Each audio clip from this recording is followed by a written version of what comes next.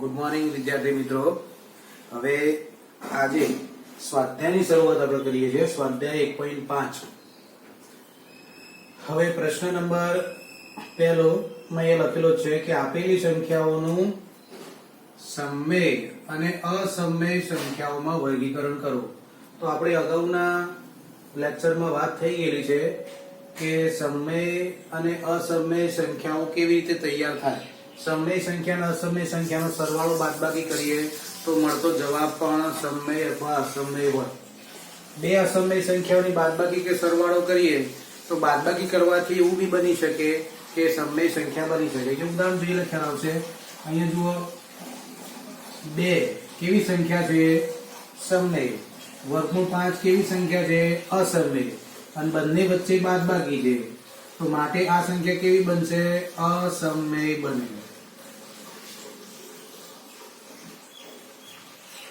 કારણ 2 સમમેય પરંતુ વર્ગમૂળ 5 કેવી છે? અસમમેય છે. એટલે વર્ગમૂળ 5 અસમમેય સંખ્યા હોય એટલે કોઈ પણ અસમમેય સંખ્યાની અંદર તમે સમમેય સંખ્યા ઉમેરો કે બાદ કરો તો પણ જવાબ અસમમેય જ રહે.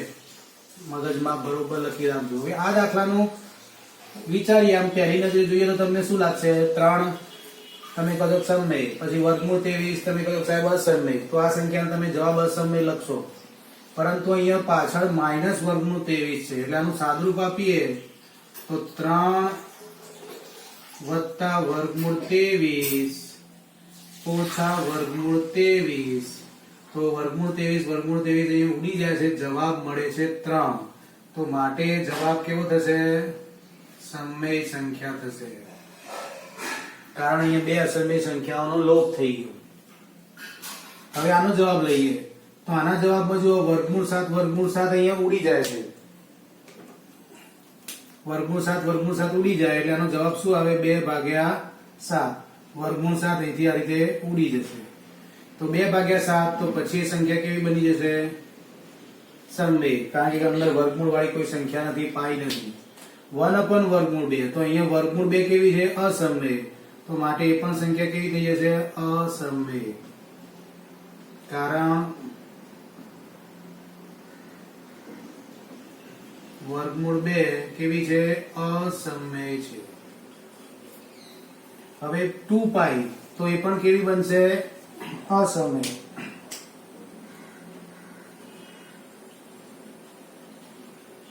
કારણ પાઈ કેવી સંખ્યા છે? અસમમેય સંખ્યા છે. એટલે તમે સમજી ગયા છો કે અસમમેય સંખ્યા આપી હોય અને એ અસમમેય સંખ્યાનો લોપ ના થતો હોય, મતલબ કે ઉડતી ના હોય કે બાદબાકી ના થતી હોય તો જવાબ કેવો રહે? અસમમેય રહે. અહીંયા જુઓ, વર્ગમૂળ 2 અસમમેય એટલો જ છે માટે અસમમેય. અહીંયા પાય અસમમેય છે માટે અસમમેય. અહીંયા વર્ગમૂળ 7 અસમમેય છે પણ વર્ગમૂળ 7 નો લોપ થઈ ગયા છે માટે સમમેય. અહીંયા વર્ગમૂળ 23 અસમમેય છે પણ વર્ગમૂળ 23 ઉડી જાય છે માટે સમમેય. અહીંયા વર્ગમૂળ 5 ઉડતા નથી માટે કેવી સંખ્યા થશે? અસમમેય. બરાબર, ક્લિયર? તમને ઉદાહરણોની અંદર પણ આવા પ્રશ્નો હોય તો તમને હવે આવડી જશે. હવે એના પછી નીચે આપણે પ્રશ્ન નંબર 2 જોઈએ. સાદુરૂપ આપો. તો સાદુરૂપ આપો એમાં મેં રકમો લખી છે 1, 2, 3 અને 4. હવે 4 પ્રકારની મેં રકમો લખી છે. એમાં તમે જોશો કે 2 ના પ્રકાર સેમ છે. આ બંને સંખ્યાઓના રકમો સરખી છે. આ રકમ જુદી છે. પણ આ બધું તમે નીચલા ધોરણમાં ભણી ગયેલા છો. તમે વિસ્તરણ સૂત્રો ભણી ગયેલા છો. જો યાદ હોય તો એક વખત ટેલી કરી દઈએ. વિસ્તરણ સૂત્રો એટલે કે a + b નો કૌંસ બાર વર્ગ હોય તો શું થાય? તો આવી ડિઝાઇન ખબર છે તમને? કૌંસ બાર વર્ગ વત્તા 2 કરીને 2 કૌંસ અને વત્તા કૌંસ બાર વર્ગ. અહીંયા જે પદ આપ્યું હોય એ પદ અહીંયા આવે.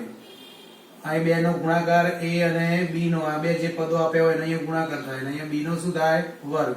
માની લો કે અહીંયા વત્તાની જગ્યાએ માઈનસ છે તો અહીંયા ફક્ત માઈનસ આવે. એક આ વિસ્તરણ સૂત્ર છે.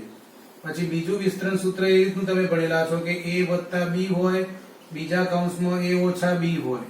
તો આનું વિસ્તરણ સૂત્ર કરો તો અહીંયા a નો સ્ક્વેર વત્તા ઓછા ઓછા b નો સ્ક્વેર થાય. ટૂંકમાં અહીંયા a હોય એ જ પદ અહીંયા હોય, અહીંયા b એટલે એવું જ પદ અહીં પાછળ હોય, એક વખત વત્તા ને એક વખત ઓછા હોય. તો વત્તા ઓછા હોય તો વચ્ચેના પદો ઉડી જાય છે, ફક્ત છેડાવાળા પદો વધે એટલે a ગુણ્યા a વર્ગ, b ગુણ્યા b એટલે b વર્ગ વત્તા ઓછા ઓછા. પણ જો અહીંયા વત્તા હોય તો શું થઈ જાય? ઉપરનું પદ બની જાય. અહીંયા વત્તા હોય તો a વત્તા b ગુણ્યા a વત્તા b એટલે a વત્તા b નો કૌંસ બાર વર્ગ થઈ જાય. અહીંયા ઓછા હોય તો a ઓછા b નો કૌંસ બાર વર્ગ થઈ જાય. બરાબર? એટલે એનું વિસ્તરણ સૂત્ર અહીંયા નીચે મુજબનું આવશે. બરાબર? તો આ રીતના બે વિસ્તરણ સૂત્રો આધારિત આમાં દાખલા ગણવાના છે. જો એની ગણતરી અહીંયા જોઈએ તો આ કોના જેવું વિસ્તરણ સૂત્ર છે? અહીંયા તો અહીંયા 3 છે, અહીંયા 3 છે, વર્ગમૂળ 3 છે, અહીંયા વર્ગમૂળ 3 છે, વત્તા છે, ઓછા છે. એટલે આના જેવું થયું. એટલે આનું સીધે સીધું તમે લખી શકો કૌંસ બાર વર્ગ વત્તા ઓછા ઓછા કૌંસ બાર વર્ગ. આવી ડિઝાઇન થઈ જાય. એવી જ ડિઝાઇન અહીંયા પણ થશે, કૌંસ બાર વર્ગ વત્તા ઓછા કૌંસ બાર વર્ગ. પણ અહીંયા બી ડિઝાઇન નહીં થાય. અહીંયા કૌંસ બાર વર્ગ અને વચ્ચે વત્તા છે એટલે એની ડિઝાઇન આવી બનશે, કૌંસ બાર વર્ગ વત્તા 2 કરીને 2 કૌંસ અને વત્તા કૌંસ બાર વર્ગ. આવી ડિઝાઇન બનશે. જ્યારે આમાં કોઈ ડિઝાઇન નહીં બને. આમાં સીધે સીધો શું કરવું પડશે? ગુણાકાર. એટલે કે 3 નો ગુણાકાર પાછળના બંને પદો સાથે, એટલે 3 કૌંસમાં 2 વત્તા વર્ગમૂળ 2 અને હવે વર્ગમૂળ 3 એના જોડે 2 વત્તા વર્ગમૂળ 2 નો ગુણાકાર. આ એકદમ સાદી અને દેશી પદ્ધતિ છે. આ વિસ્તરણ સૂત્રો કોઈને ના આવડતા હોય તો આ રીતે દાખલો ગણી શકે.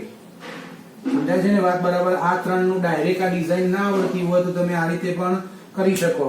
આમાં સમજી લેવાનું કે આ બે વિદ્યાર્થીઓ છે અલગ અલગ અને આ બે શિક્ષકો છે.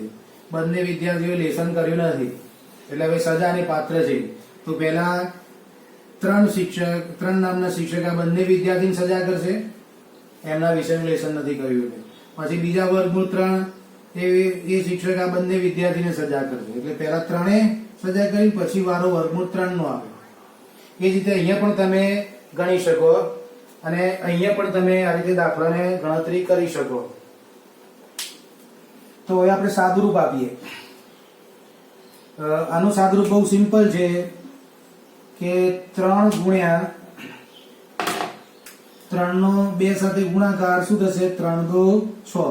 હવે 3 નો વર્ગમૂળ 2 સાથે ગુણાકાર એટલે આટલો વિદ્યાર્થી પાછો ઉભો રહેશે કે સાહેબ શું કરવાનું આમાં? ઘણા વિદ્યાર્થી શું કરશે? વર્ગમૂળ એમને એમ રાખશે અને ગુણ્યા 3 આમ લખશે. ઘણા વિદ્યાર્થીઓ 3 પછી આમ વર્ગમૂળ 2 લખશે. ઘણા વિદ્યાર્થીઓ 3 ઇન્ટુ વર્ગમૂળ 2 લખશે અને ઘણા વિદ્યાર્થીઓ તો વર્ગમૂળ 3 ની અંદર ગુણી દેશે, 6 કરી દેશે. તો આમાંથી એક્ઝેક્ટ સાચું કયું એ તમારે સમજવાનું છે કે વર્ગમૂળ 2 ગુણ્યા 3 આ લખી શકાય, ગુણાકારમાં ક્રમનો નિયમ પડાય. 3 ગુણ્યા 2 આ પણ લખી શકાય. આ બી સાચું, આ બી સાચું. આ તદ્દન ખોટું અને આ પણ તદ્દન ખોટું, કારણ કે તગડાને આપણે ક્યાં મૂકી દીધો છે? ખોચામાં મૂકી દીધો છે. વર્ગમૂળના ખોચામાં 3 મૂકીએ તો ઘનમૂળ થયો સંકેત થઈ જાય. એટલે આ ઘનમૂળનો સંકેત છે. એટલે 3 ને વર્ગમૂળના સંકેતથી છૂટો ગુણાકાર સ્વરૂપે લખવો પડે. 3 અંદર ગુણાય નહીં. 3 ને અંદર લઈ જવા હોય વર્ગમૂળ 2 પાસે, બહુ ઈચ્છા થઈ ગઈ વર્ગમૂળ 2 પાસે મારે 3 ને લઈ જવા છે વર્ગમૂળમાં, તો રકમ બદલાઈ જાય. હવે આ 3 છે, 3 ને મારે વર્ગમૂળની અંદર દાખલ કરવા છે તો 2 જોડે કયું પદ મુકાય? બોલો, કોઈને ખ્યાલ છે? હવે 3 ને અંદર લઈ જવું હોય તો 2 ના જોડે ગુણાકારમાં કયું પદ મુકાય? જેને પાછું બહાર કાઢીએ તો 3 જ થઈ જાય. તો હવે ખબર પડશે.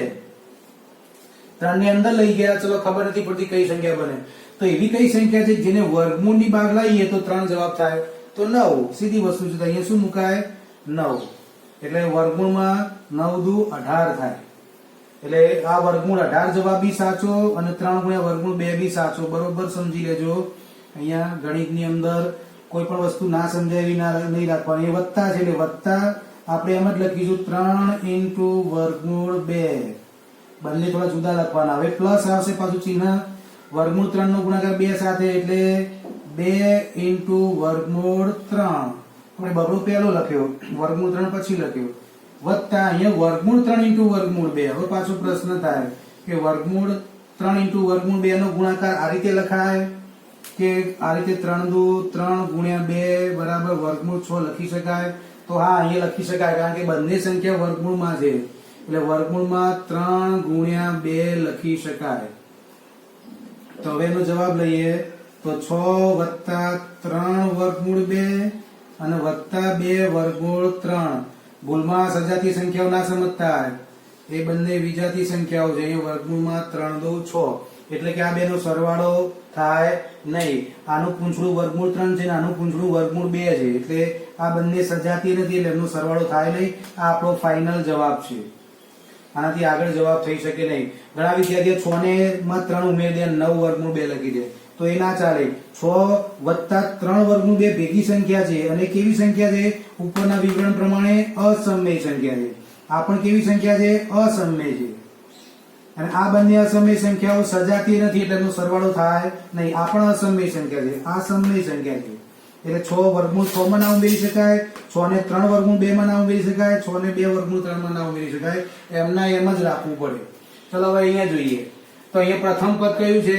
3. અહીંયા બીજું પદ કયું છે? વર્ગમૂળમાં 3. બંનેનો વર્ગ કરીએ તો 3 નો વર્ગ થશે 9 માઈનસ વર્ગમૂળ 3 નો વર્ગ થશે 3. અગાઉ મેં તમને મારા અગાઉના લેક્ચરમાં સમજાવી દીધું છે કે વર્ગમૂળ 3 નો વર્ગ કરો એટલે વર્ગમૂળ જતું રહે. કઈ રીતે જતું રહે? બે પદ્ધતિ તમને સમજાવી દઉં કે વર્ગમૂળ 3 નો વર્ગ એટલે વર્ગમૂળ 3 ગુણ્યા વર્ગમૂળ 3 એટલે વર્ગમૂળમાં 9 એનો જવાબ આવે 3. બીજી રીતે સમય ઘાતાંકી છે કે 3 ઉપર ઘાત લખવી હોય, બે તો છે જ પણ વર્ગમૂળ 3 કાઢી નાખવા હોય તો 3 ઉપર ઘાત લખવી હોય તો કેટલી લખાય? વર્ગમૂળ કાઢીએ તો 1/2 લખાય અને ઘાતને ઘાત હોય તો ઘાતાંકોનો ગુણાકાર થાય એટલે 2 2 જતા રહે એટલે 3 જવાબ થાય. ફરી પુનરાવર્તન કરાવી દઉં. વારંવાર પુનરાવર્તન કરાવું એટલે તમને ખ્યાલ આવી જાય. અહીં 3 નો વર્ગ 9 વર્ગમૂળ 3 નો વર્ગ 3 9 માંથી 3 જાય એટલે 6. આનો જવાબ આવશે 6. હવે અહીંયા શરૂ કરીએ તો અહીંયા પ્રથમ પદ કયું છે? વર્ગમૂળમાં 5. અહીંયા વર્ગમૂળમાં 5 વર્ગમૂળમાં 2 અહીંયા આવશે વર્ગમૂળમાં 2. વર્ગમૂળ 5 નો વર્ગ 5 થઈ જશે. 2 વર્ગમૂળમાં 5 ગુણ્યા 2 એટલે 10 થઈ જશે. 2 12 રહેશે વત્તા વર્ગમૂળ 2 નો વર્ગ 2 થશે. હવે આમાં સજાતીય પદો છે. કયા કયા છે? 5 અને આ 2 છે. 5 ના આ 2 નો સરવાળો થાય નહીં. બરોબર સમજો કે આ સંખ્યા આખી ભેગી છે, સમગ્ર સંખ્યા. એ આમાંય ના ઉમેરાય કે આમાંય ના ઉમેરાય પણ આ 5 ને 2 નો સરવાળો થઈ જાય 7 વત્તા 2 વર્ગમૂળમાં 10 તો આપણો ફાઇનલ જવાબ થયો. હવે અહીંયા ગણીએ તો અહીંયા વર્ગમૂળમાં 5 નો વર્ગ ઓછા વર્ગમૂળમાં 2 નો વર્ગ થશે. એના જ પદો છે એટલે વર્ગમૂળ 5 નો વર્ગ 5 થાય, વર્ગમૂળ 2 નો વર્ગ 2 થાય. 5 માંથી 2 જાય તો 3. તો કેટલા સિમ્પલ દાખલાઓ છે. આવા દાખલા તમને પરીક્ષામાં 2 માર્કમાં પૂછાઈ શકે. હવે લખી નાખજો આ રીતે. અને હવે આપણે દાખલા નંબર 3 જોઈએ તો અધ્યાયમાં તમારે પાઠ્યપુસ્તકનો 20મો નંબરનું પેજ ખોલો અને 20 નંબરના પેજમાં દાખલા નંબર 3 ની રકમ વાંચો તમે અને સમજો શું કહેવા માંગે છે. પાન નંબર 20 ઉપર દાખલા નંબર 3 એની રકમ વાંચો, શું કહેવા માંગે છે સમજો. ત્યાં સુધી હું બોર્ડ પૂછી દઉં છું. જો વિદ્યાર્થી મિત્રો, પ્રશ્ન નંબર 3 એમાં અમે થોડીક સમજૂતી તમને આપવાનો પ્રયત્ન કર્યો છે. તમે નીચલા ધોરણમાં ભણી ગયેલા છો વર્તુળ વિશે. વર્તુળ એટલે તમારા મગજમાં શું કલ્પના થવી જોઈએ? રૂપિયાનો સિક્કો નહીં પણ બંગડી. બંગડી એ વર્તુળ કહેવાય. અને બંગડીની જે ગોળી આવે, આ જે ગોળી મારી પેન ફરે છે ભાગ, એનું જે માપ છે શું કહેવાય? એનો વર્તુળનો પરિઘ. વર્તુળનો પરિઘ તમારે માપવો તો શું કરવું પડે? દોરી લેવી પડે. અને દોરી આપણે આમ આટલા સુધી લંબાઈ દઈએ તો એ જે દોરીનું માપ આવે એ શું કહેવાય? વર્તુળનો પરિઘ કહેવાય. હવે વર્તુળનું આ જે બિંદુ છે જેમાંથી આપણે વર્તુળ દોર્યો છે એને શું કહેવાય? કેન્દ્ર. વર્તુળ દોરવા માટે પરિકર જેટલું પહોળું કર્યું છે એને શું કહેવાય? ત્રિજ્યા. એટલે કે વર્તુળનું કેન્દ્ર અને વર્તુળ પરનું બિંદુ બેને જોડતો રેખાખંડ એટલે ત્રિજ્યા. અને વર્તુળના કેન્દ્રમાંથી પસાર થતી વર્તુળની મોટામાં મોટી જીવા એટલે વર્તુળનો વ્યાસ. એ વ્યાસનું માપ ત્રિજ્યાથી કેવું હોય? બમણું હોય. એટલે 2 ગુણ્યા ત્રિજ્યા હોય. ત્રિજ્યાનો સંકેત રેડિયસ ઉપરથી r રાખીએ તો શું કહેવાય? d બરાબર 2r. હવે હું તમને એક સરસ સૂત્ર અહીંયા મેં લખ્યું છે કે પાઈ ની કિંમત શોધવા માટે શું કરવું પડે? વર્તુળનો પરિઘ અને વર્તુળના વ્યાસનો ગુણોત્તર લેવો પડે. વર્તુળનો પરિઘનું સૂત્ર તમે નીચલા ધોરણમાં ભણી ગયેલા છો, યાદ કરો 2πr. અને વર્તુળના વ્યાસનું સૂત્ર મેં અહીંયા લખ્યું છે 2r. તો અહીંયા 2r જતા રહે એટલે જવાબ શું આવે પાઈ બરાબર. તો આ તમને ખ્યાલ છે એટલે હવે હું લખતો નથી, સીધું લખી દઉં છું પાઈ બરાબર. આપણે પાઈ એ કેવી સંખ્યા છે? અસમય સંખ્યા છે. અને વર્તુળના પરિઘને આપણે સંકેતમાં c લખીએ સર્કલ ઉપરથી અને વર્તુળના વ્યાસ ડાયામીટર ઉપરથી d લખીએ તો પાઈ બરાબર c/d સૂત્ર થાય. તો એમાં પ્રશ્ન એ થાય કે પાઈ તો કેવી સંખ્યા છે? અસમય છે. અને c/d કેવી સંખ્યા છે? સમય સંખ્યા છે. તો અહીં તો વિરોધાભાસ છે. આ બરાબર એ શું બતાવે છે? વિરોધાભાસ છે, એટલે કે સરખા હોય નહીં. આનો ઉકેલ કેવી રીતે મેળવશો એવું તમને રકમમાં લખ્યું છે. હવે આપણે એક વસ્તુ સમજીએ કે તમને પ્રેક્ટિકલ કરવાનું હું કહું કે તમે પાઈની કિંમત નક્કી કરો કે કેટલી હશે. પ્રાયોગિક રીતે હું 50 વિદ્યાર્થીઓને આ કામ આપું તો 50 વિદ્યાર્થીઓને મારે શું આપવું પડશે? તો પહેલું મારે શું આપવું પડશે? એમને બંગડી, એટલે પહેરવા માટે નહીં પણ માપવા માટે વર્તુળાકાર બંગડીઓ આપવી પડશે. દરેકને હું બંગડીઓ કેવી આપીશ? નાની મોટી, એટલે કે દરેકના પરિઘ કેવા હશે? જુદા જુદા. હવે એમની જોડે ફક્ત બંગડી જ. હવે બીજું હું એમને શું આપીશ? એક ફૂટપટ્ટી અને દોરી આપીશ. તો દોરી વડે શું કરશે એ લોકો? બંગડીની ફરતે આમ ગોળો બનાવશે ગોળી, અને એ જે લંબાઈ કરશે એને પોળી કરીને પછી ફૂટપટ્ટીમાં માપી લેશે. તો એ શું બતાવશે? એનો પરિઘ બતાવશે. અને ફૂટપટ્ટીની મદદથી શું માપશે? વર્તુળનો વ્યાસ. હવે વ્યાસ કઈ રીતે મપાય? તો જો ફૂટપટ્ટી આમ તમે મૂકો તો રિંગ હોય, આમ મૂકી એટલે એક માપ એવું આવશે જે સૌથી મોટું માપ હશે.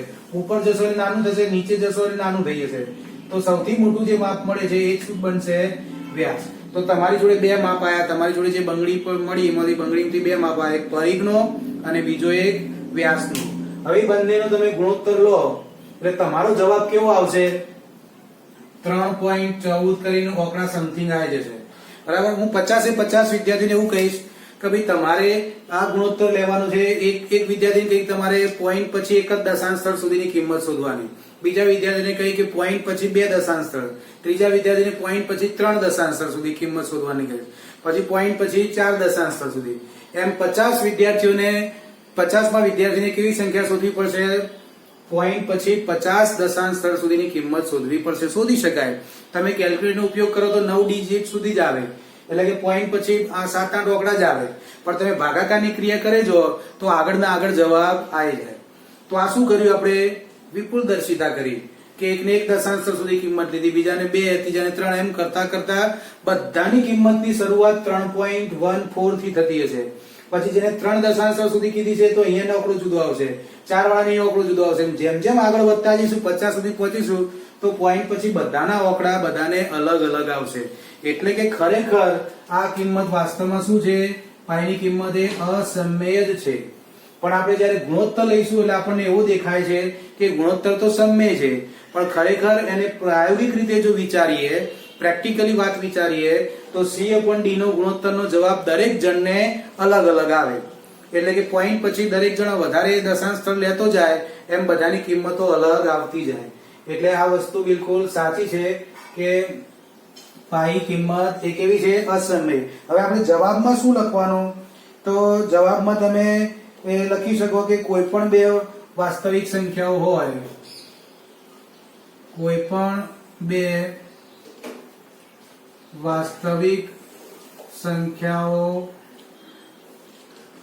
વચ્ચે અનંત સંખ્યાઓ હોય અને તેમાં અસમય સંખ્યા પણ હોઈ શકે.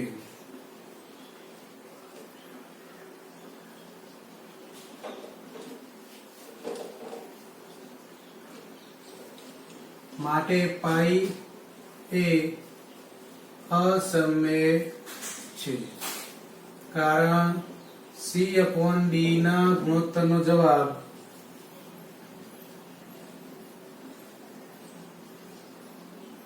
દશાંશ સ્થળ પછી અનંત અને અનાવૃત આવી શકે છે. કઈ રીતે આપણે ચેક કર્યું? તો મેં કીધું એમ કે 50 વિદ્યાર્થીઓને આપ્યા, તમે 100 વિદ્યાર્થીને આપી શકો અને 200 વિદ્યાર્થીને આ કામ આપી શકો. દરેક જણનો ગુણોત્તરનો જવાબ દશાંશ સ્થળ પછી અલગ અલગ આંકડા લઈ શકીએ તો એના પર તમને ખબર પડે કે ગુણોત્તરનો જવાબ દશાંશ સ્થળ પછી અનંત અને અનાવૃત આવી શકે. એટલે માટે પાઈ એ કેવી સંખ્યા છે? અસમય સંખ્યા છે, પણ એને સમજૂતી માટે આવું સૂત્ર આપણે લખી શકીએ છીએ. બરાબર, ઓકે, ક્લિયર. હવે દાખલા નંબર 4 લઈએ. વર્ગમૂળમાં 9.3 નું સંખ્યા રેખા ઉપર નિરૂપણ. તો તમારી જોડે પરિકર પેન્સિલ જોડે રાખજો અને જોડે જોડે દોરી જ દેજો, કારણ કે ગયા આના પહેલાના લેક્ચરમાં આપણે શીખ્યા હતા રચના દોરતા, પણ એ રચના દોરવામાં પહેલી વખતમાં કદાચ ઘણાને ખ્યાલ નહીં આવ્યો હોય તો બીજી વખતમાં એમનો ખ્યાલ એકદમ પરફેક્ટ થઈ જશે. પ્રશ્ન નંબર 4 શું લખ્યું છે? વર્ગમૂળમાં 9.3 નું સંખ્યા રેખા પર નિરૂપણ. અહીંયા પોઈન્ટ વાળી સંખ્યા છે. ચલો વિચારો તમે. સૌથી પહેલું મનમાં નક્કી કરો. પહેલા પીરિયડમાં આના લેક્ચરમાં મેં સમજાવી દઉં કે સૌથી પહેલા તમે શું દોરશો? કિરણ દોરશો. બરાબર, એ કિરણનું નામ આપણે કયું લખીશું? AX. હવે ફૂટપટ્ટી લઈને કેટલું માપ લઈશું? અહીંયા જેટલું હોય એટલું, એટલે A થી 9 પોઈન્ટ આટલા B બિંદુ લઈશું, જેનું માપ કેટલું થવાનું? 9.3. આટલાથી આટલું 9.3 લેવાનું. પછી B થી કેટલું લઈશું આપણે?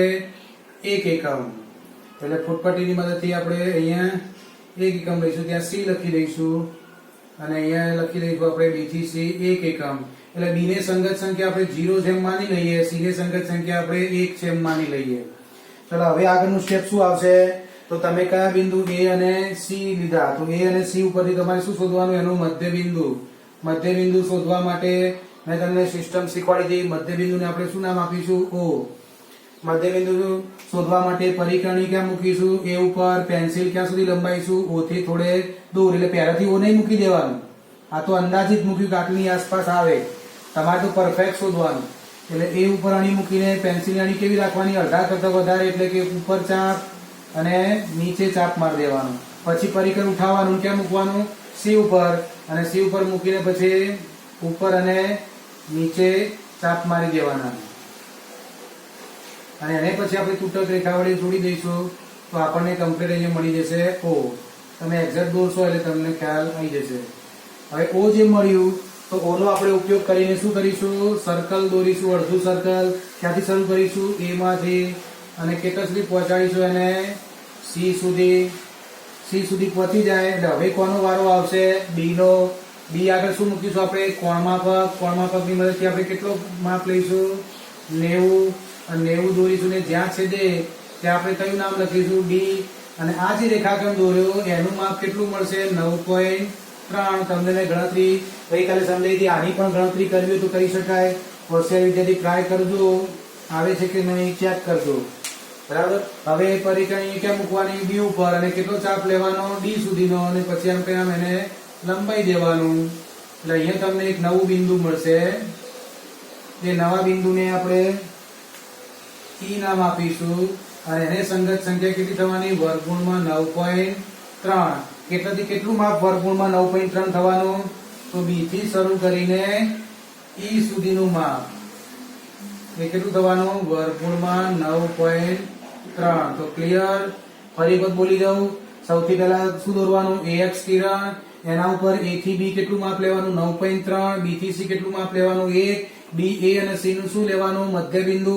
મધ્ય બિંદુ માટે પરિકરની અણી ક્યાં મૂકવાની? A ઉપર. અડધા કરતા વધારે માપ લઈને ઉપર નીચે ચાપ. પછી પરિકર ઉઠાઈને ક્યાં મૂકવાનું? C ઉપર. ત્યાં સુધીમાં પરિકર નાનું મોટું થવું જોઈએ નહીં. અને C ઉપર મૂકીને ચોકડી મારી દેવાની, બેન જોડ દેવાની, O મળી જાય. હવે ઓને કેન્દ્ર તરીકે લઈ ત્રિજ્યા કેટલી લેવાની? A સુધીની. અને અર્ધવર્તુળ દોરવાનું. ક્યાં અડવું જોઈએ? C માં અડવું જોઈએ. અને પછી B બિંદુનો વારો આવે. ત્યાં શું મૂકવાનું? કોણમાપક. અને ત્યાં 90 ના માપનો રેખાખંડ દોરવાનો લંબ. અને અર્ધવર્તુળને જ્યાં છે ત્યાં D માપ લખવાનું. તો D નામ લખવાનું. અને BD નું માપ એ વર્ગમૂળમાં 9.3 જેટલું હોય. ગણતરીથી આપણે ગયા લેક્ચરમાં મેળવ્યું. અને B પર પરિકરણી મૂકીને D થી આમ કે આમ ચાપ મારો એટલે સંખ્યા રેખા ઉપર તમને E બિંદુ મળે. અને સંગત સંખ્યા વર્ગમૂળમાં 9.3 છે. અને B થી E નું માપ વર્ગમૂળમાં 9.3 જેટલું થાય. ચલો મુદ્દા લખવા હોય ઝડપથી તો તમે બોલે જેમ મુદ્દા લખીએ. ચલો સૌથી પહેલા આપણે શું દોર્યું? જે દોર્યું લખવાનું. તો શું દોર્યું? ax કિરણ દોર્યું. બરાબર. પછી ax કિરણ પર તમે શું લીધું?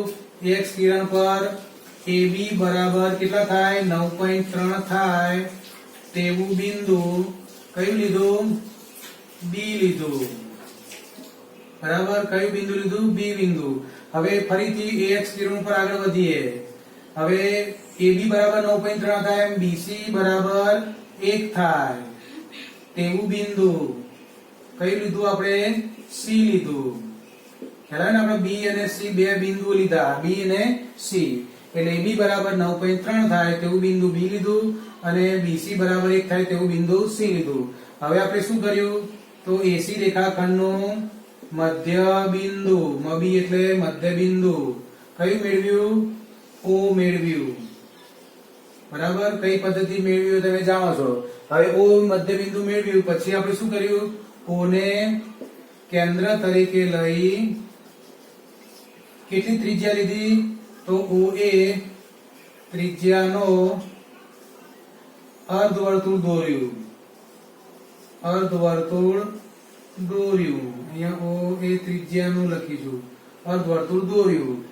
બધું ભેગું ના કરી દેતા, આ અલગ છે મુદ્દા. OA ત્રિજ્યાનું અર્ધવર્તુળ દોર્યું. હવે કોનો વારો લીધો આપણે? B. B પર લંબ રેખાખંડ દોર્યો જે અર્ધવર્તુળને કયા બિંદુમાં છેદે? D માં છેદે છે. હવે આપણે કોને કેન્દ્ર તરીકે લીધું? તો B ને. B ને કેન્દ્ર તરીકે લઈ કેટલી ત્રિજ્યા? BD ત્રિજ્યાનો ચાપ દોર્યો જે ax કિરણને શેમાં છેદે? E માં છેદે. કોને છેદે? ax કિરણને. તો માટે E ને સંગત વર્ગમૂળમાં 9.3 છે. એક્ઝેક્ટ લખવું હોય તો B થી E નું માપ BE બરાબર વર્ગમૂળમાં 9.3 થાય. કોઈ વિદ્યાર્થી કે સાહેબ મારે BD લખવું છે તો BD પણ લખી શકાય. એની પણ કિંમત વર્ગમૂળમાં 9.3 જ છે. બરાબર. તમને દેખાય છે? હું ચેક કરી લઉં. બરાબર દેખાય છે. થોડું છે ઝાંખું પડતું લાગે છે તો એને 9.3. ચલો હવે બધાને ક્લિયર દેખાતું હશે. હવે પોઝ કરીને આ બધું લખી દો પછી આપણે આગળ દાખલાની શરૂઆત કરીએ.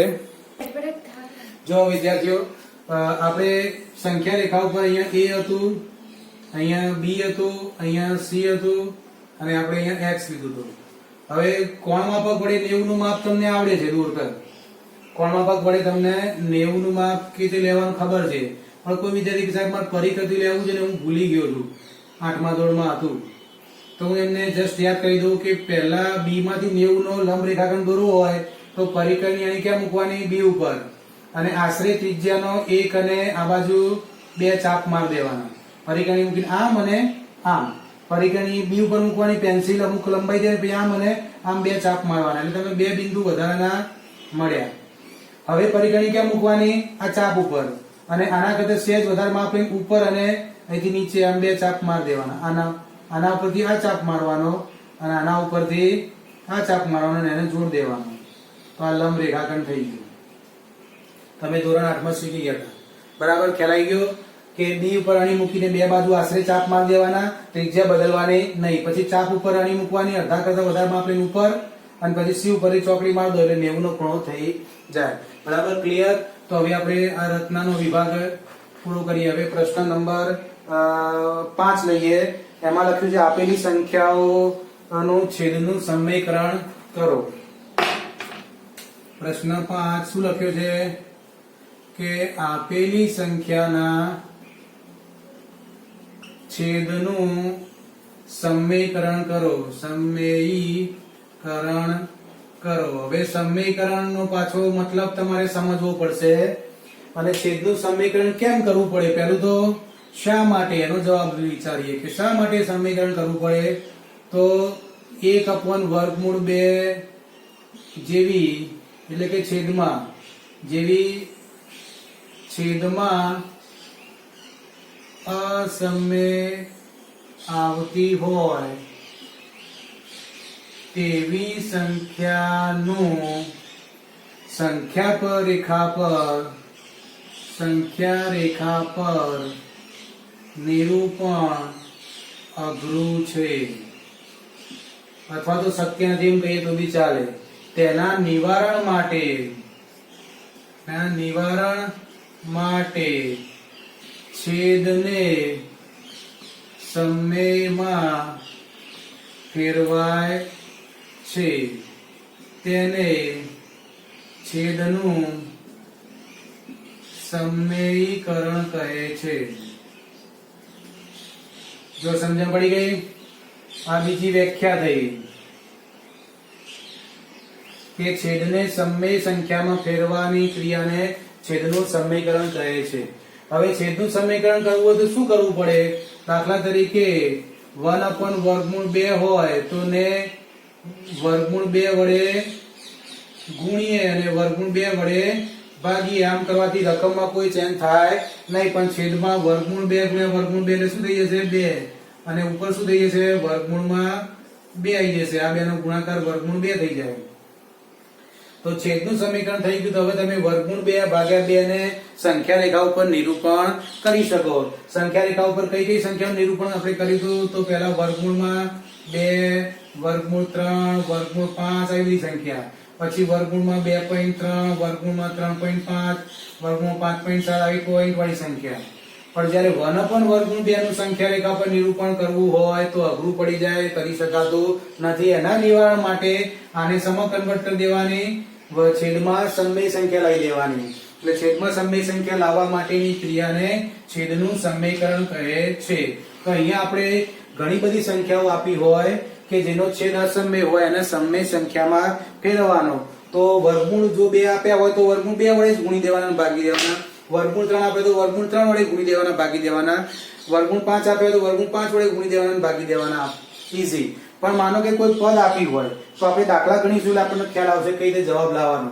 તો આ બંને પણ લખી દેજો. એટલે હવે આપણે રકમની શરૂઆત કરીએ. હું પૂછી દઉં છું એનો મતલબ એ નહીં તમારે લખવાનું નથી એવું નહીં, તમારે લખી દેવાનું વિડીયો પોઝ કરીને. હવે આપણે આગળ ગણતરી કરીએ. રકમ લઈએ તો રકમ શું છે?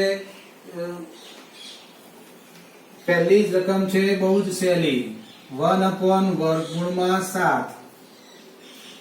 તો એને સમીકરણ કરવા માટેનું પહેલું સ્ટેપ, 1/7 ને આપણે √7 વડે ગુણીશું અને ભાગીશું.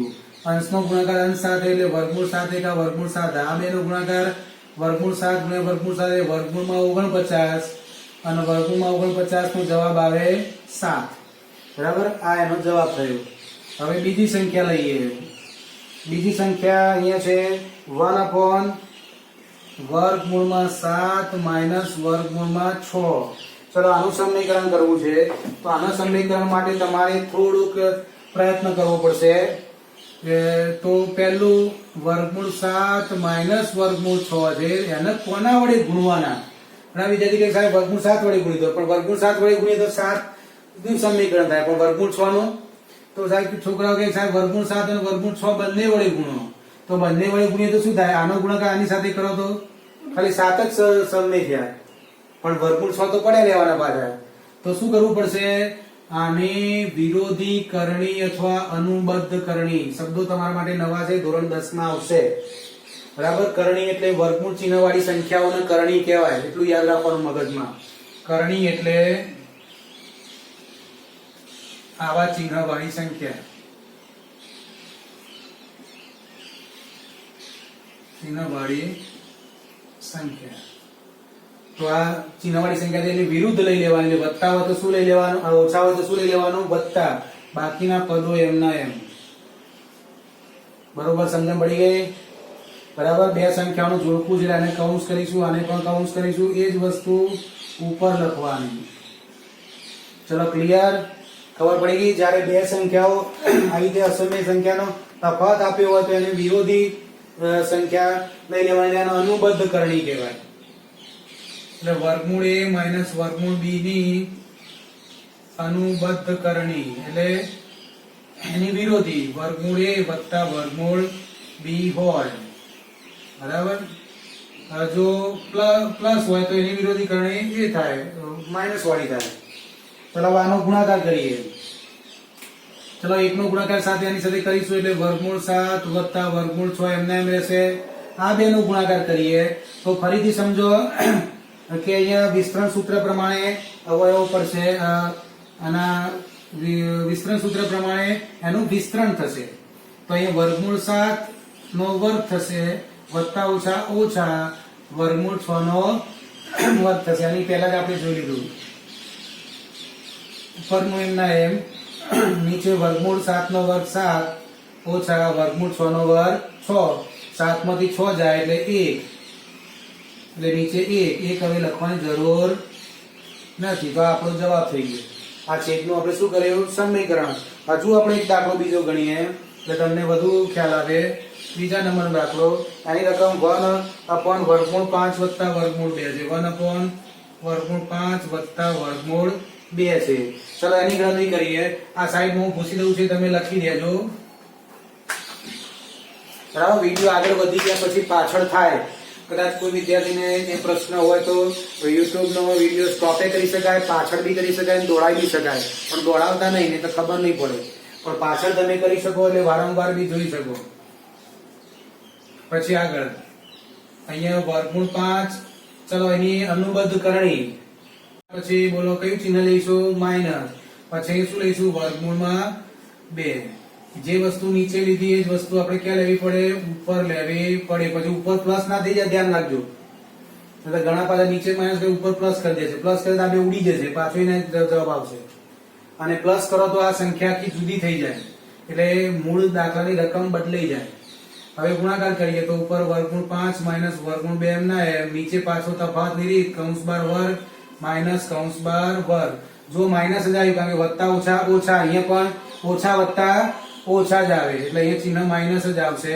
અહીંયા પહેલું પદ વર્ગમૂળ 5 છે એનો વર્ગ આવશે, અહીંયા વર્ગમૂળ 2 નો વર્ગ આવશે. તો અહીંયા વર્ગમૂળ 5 માઇનસ વર્ગમૂળ 2, નીચે વર્ગમૂળ 5 નો વર્ગ થશે 5, વર્ગમૂળ 2 નો વર્ગ થશે 2. 5 માંથી 2 જાય એટલે જવાબ છેદમાં આવ્યો 3. આ રીતે પણ લખાય. અથવા 1/3 અલગ બહાર પાડી દઈએ. ક્યાંક કોઈ પુસ્તકમાં, ક્યાંક વળી કોઈ સંદર્ભ સાહિત્યમાં આવી રીતે જવાબ લખ્યો હોય તો આ બંને એક જ સમજવા. 3 ને આપણે ગુણાકાર સ્વરૂપમાં લખ્યા છે, પણ કેવા ગુણાકાર સ્વરૂપમાં? 1/3. અને આવી રીતે ના લખી દેવાય. 3 કરીને કૌંસમાં વર્ગમૂળ 5 માઇનસ વર્ગમૂળ 2, આ ખોટું કહેવાય. એને ક્યાં લખવા પડે? છેદમાં. કારણ કે 3 ક્યાં છે? છેદમાં. ઉપર કોઈ સંખ્યા નથી એટલે આપણે 1 લીધા. ઉપર 2 સામાન્ય કાઢવા હોય વાળી સંખ્યા હોય તો 2 કાઢી શકાય. તો ત્રીજો દાખલો પણ પતી ગયો. હવે ચોથો દાખલો હું તમને એ પણ ગણાવી દઉં. હવે ચોથા દાખલામાં આ દાખલા કરતા થોડુંક છે જુદું છે. ઘણા વિદ્યાર્થીને એવો પ્રશ્ન થતો હોય એટલે એના માટે એક દાખલો મૂક્યો છે. 1/વર્ગમૂળમાં 7 માઇનસ 2 છે. હવે એ જુઓ કે અહીંયા વર્ગમૂળમાં 7 છે પણ અહીંયા 2 વર્ગમૂળ વગરની સંખ્યા છે. તો શું કરવાનું? તો એ જ કરવાનું કે અહીંયા જે આપ્યું એનું વિરોધી ચિહ્ન લઈ લેવાનું. વર્ગમૂળ 7 છે, ઓછાના શું લઈ લેવાના? વત્તા. અને 2 ના 2 જ લેવાના. વર્ગમૂળ 2 હોય તો વર્ગમૂળ 2 લેવાના, 2 હોય તો 2, 3 હોય તો 3, ઓછા હોય તો અહીં વત્તા, વત્તા હોય તો અહીંયા ઓછા, અહીં વર્ગમૂળ હોય તો વર્ગમૂળ. હવે એ જ વસ્તુ ઉપર લખવાની. બરાબર. એટલે ઉપરની સંખ્યા એમને એમ રહેશે. વર્ગમૂળ 7 વત્તા વર્ગમૂળ 2. હવે નીચે પાછો એ જ રીત કૌંસ બાર વર્ગ વત્તા ઓછા ઓછા કૌંસ બાર વર્ગ. અહીંયા વર્ગમૂળ 7, અહીંયા 2. વર્ગમૂળ 7 વત્તા 2, નીચે વર્ગમૂળ 7 નો વર્ગ 7 માઇનસ 2 નો વર્ગ 4. તો ફરી પાછું 7 માંથી 4 જાય એટલે 3, 1/3 બહાર લખી દઈએ તો આ આપણો ફાઇનલ જવાબ. 7 માંથી 4 જાય એટલે 3. ક્લિયર? તો હવે આવા બીજા કેટલાક દાખલા તમને એક્સ્ટ્રા દાખલા હું તમને ગણાવું છું, થોડા અઘરા ગણી શકાય એવા. કારણ કે શું થાય કે પરીક્ષામાં કોઈ વખતે તમને આનામાં આધારે નવા દાખલાઓ પૂછાય. એનસીઈઆરટી નો સિદ્ધાંત છે કે વિદ્યાર્થી જાતે શીખે, એટલે એમને જે અમુક રકમો આપી હોય એ રકમ ઉપરથી એવી બીજી બનતી રકમોની ગણતરી વાળા દાખલા પરીક્ષામાં પૂછાય અને એ એને આવડવા જોઈએ. એટલે કે એને મેળવેલા જ્ઞાનનો એ ઉપયોગ કરતા શીખે એવો એનસીઈઆરટી નો હેતુ છે. તો એના આધારે આવી રકમ અલગ ફેરફાર કરીને તમને રકમો મૂકી શકાય, પણ એવી રકમ મૂકશે કે જેની ગણતરીના સિદ્ધાંતો તમે નીચલા ધોરણમાં ભણી ગયેલા હશો. બરાબર, તો એવી કેટલીક હું રકમો લખું છું.